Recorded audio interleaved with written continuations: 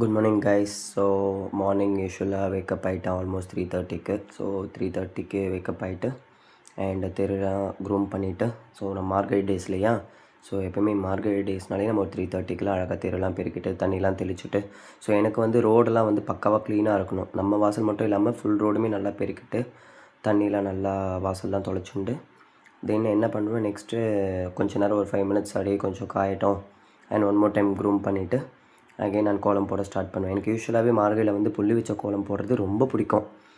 ஆக்சுவலாக பசங்க கோலம் போடக்கூடாது அப்படின்னு ஒருத்தர் சொல்லுவாங்க. பசங்களாம் ஏன் கோலம் போடக்கூடாது, இது ஒரு கலை தானே. ஸோ நமக்கு பிடிச்சதை நம்ம செய்கிறோம். ஸோ அதனால் நான் அதை பற்றி யார் எது சொல்கிறாங்க அதை பற்றிலாம் எப்போவுமே கவலைப்படவே மாட்டேன். பட் நான் வந்து பர்ஃபெக்ட் கோலம் போடுவேன்னு சொல்ல முடியாது. எனக்கு பிடிக்கும், தெரியும், ஓரளவுக்கு தெரிஞ்ச இது மட்டும் கோலம் போடுவேன். ஸோ ஆக்சுவலாக எனக்கு இது டெய்லி வீடியோஸ்லாம் எடுத்து போடணுன்னு ஆசை. பட் இது எந்தளவுக்கு நமக்கு சப்போர்ட்டாக வரும்ன்ட்டுலாம் நமக்கு தெரியல.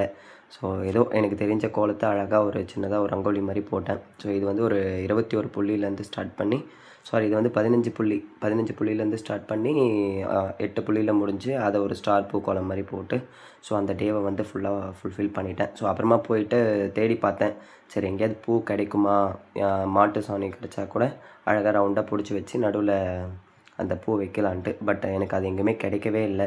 ஸோ ஒரு கட்டத்துக்கு மேலே ஓகே அதோட ரிலீவ் பண்ணிவிட்டு இந்த ஃப்ளார்ஸ் மட்டும்